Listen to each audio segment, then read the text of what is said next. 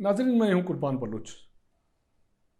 नाज़रीन, मैं आपको इससे पहले कि प्रोग्राम के तफसील में जाऊँ, मैं आपको कुछ मंज़र दिखाऊंगा। आप ये मंज़र देख लीजिए और उसके बाद उससे असेस कीजिए कि ये मंज़र क्या जो शेप है उस इलाके के, उस लोगों की या उन लोगों पे क्या वहाँ गुज़री, तो उसके क्या कहानी पेश करती है। तो इसको बाखूबी आपको इस मंज़र को देख के अंदाज़ा हो जाएगा।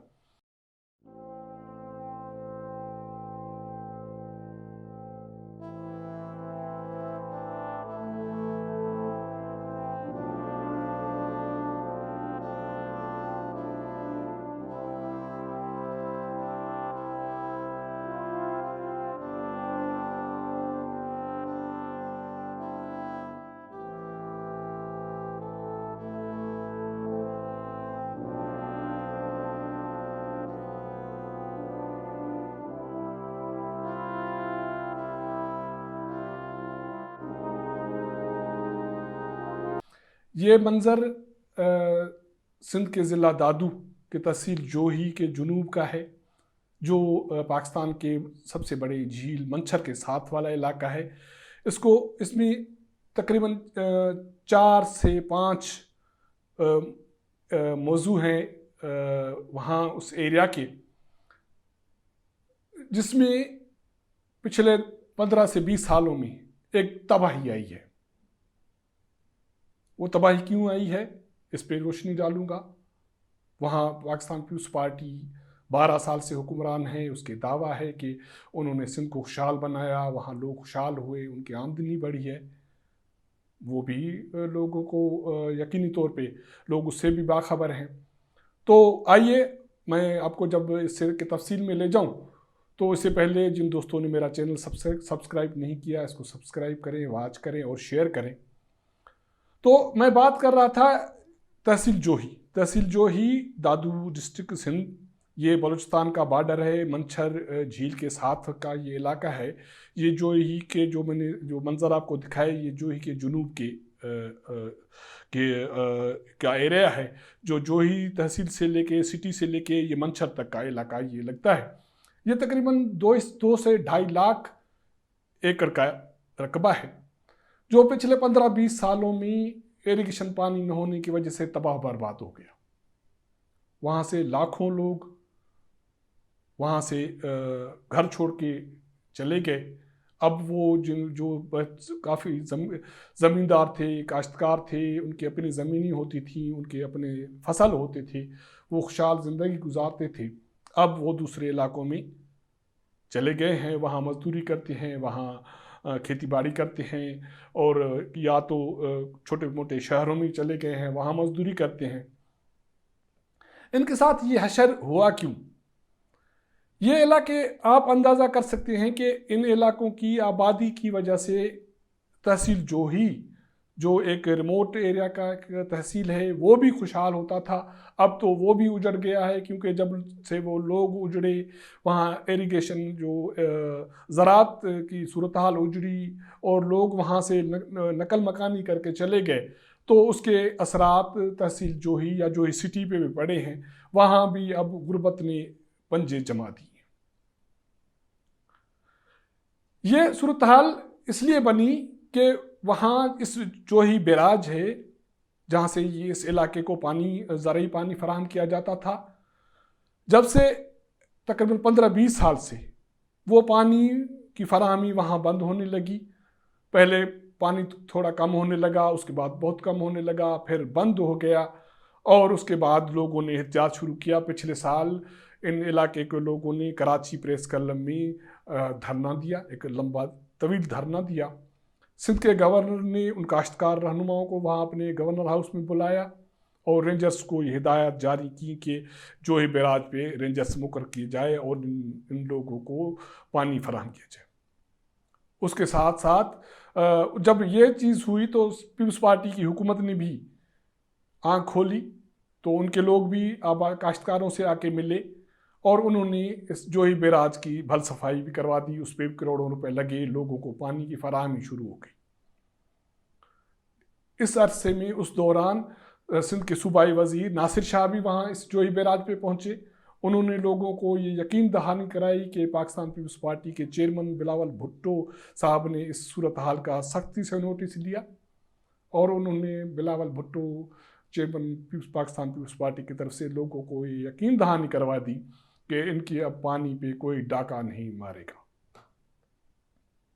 वो बात गई, वो वक्त गया, अब वही जो इलाका है फिर से बर्बाद है। वहाँ पानी नहीं है। पानी क्यों नहीं है? तो इसके मंजर अब आप देख लीजिए कि ये जो ही का अपर एरिया है, जो जिस इलाके का मैंने जिक्र किया वो जुनूब, वो उसका लोअर एरिया है, टेल एरिया है।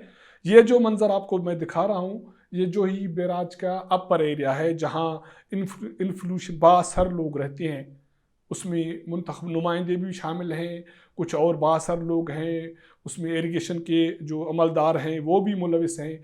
आप देख सकते हैं कि वहाँ बैराज पे लोगों ने लिफ्ट मशीनें लगाई हुई हैं, वो डीज़ल के ज़रिए, डीज़ल मशीनों के ज़रिए वहाँ से पानी उठाते हैं और अपने ज़मीनें आबाद करते हैं।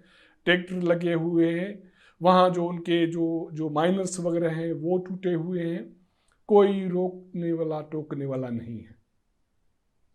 ज़राई जो इंजीनियर्स हैं या ज़राअत के शोबे के, जो इरिगेशन के शोबे के जो लोग हैं, अफसरान हैं, इन लोगों से डरते हैं, इनसे मिले हुए हैं।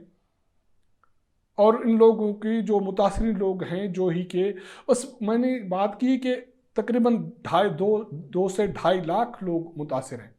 वो नकल मकानी करके चले गए हैं, वो उनके घर उजड़े हुए आपने देख लिए होंगे। कल परसों पिछले हफ्ते उन्होंने जो ही तहसील में, शहर सिटी में मुजाहरे किए, कोई नुमाइंदा उनके पास चल के नहीं आया। अब इसमें मज़े की बात यह है कि जो मुजाहरा किया गया उसमें एक तो छोटे काश्तकार, बेबस काश्तकार जिनकी कोई सुनने वाला नहीं है वो शामिल हैं। इसमें कुछ काश्तकार वो भी शामिल हैं जो बाअसर हैं।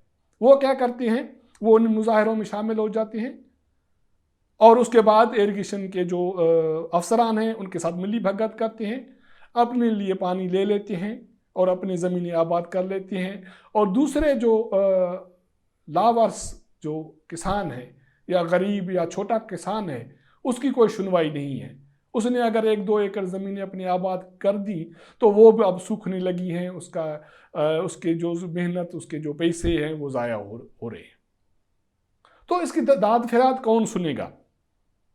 ये कैसी जमहूरी हुकूमत है या कैसी डेमोक्रेसी है या सिविल जो ब्यूरोक्रेसी है जो सुनती नहीं है? अगर रेंजर्स आ जाए तो पानी दस्तयाब हो जाता है, उन लोगों को पानी मिल जाता है। लेकिन अगर रेंजर्स चली जाए और सिविल ब्यूरोक्रेसी अपनी चीज़ें अपने कंट्रोल में ले ले तो जो लोग हैं जिनका जो हक बनता है उनको पानी मिलने के लिए वो तरसते हैं।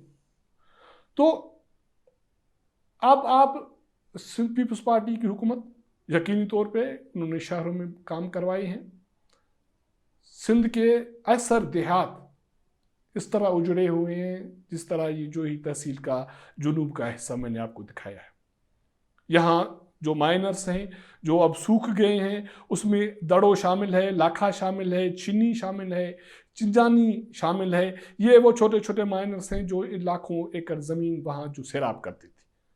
तकरीबन 8 से 15 से 20 वहाँ मौजे हैं, वो बर्बाद हो गए हैं। वहाँ से लोग नकल मकानी करके गए हैं। अब सच्ची बात तो ये है कि सिंध के बहुत सारे ऐसे इलाके हैं जो पानी न होने की वजह से उजड़ गए हैं।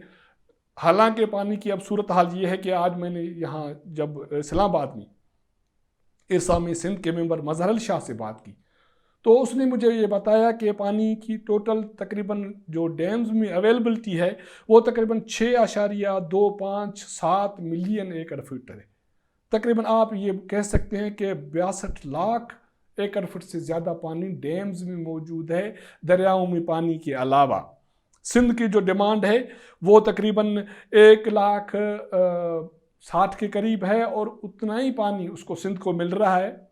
मना उसके डिमांड के मुताबिक उसको पानी मिल रहा है, लेकिन उसके साथ बावजूद सिंध के जो टेल के जो आबादगार हैं वो पानी के बूंद बूंद करके तरस रहे हैं।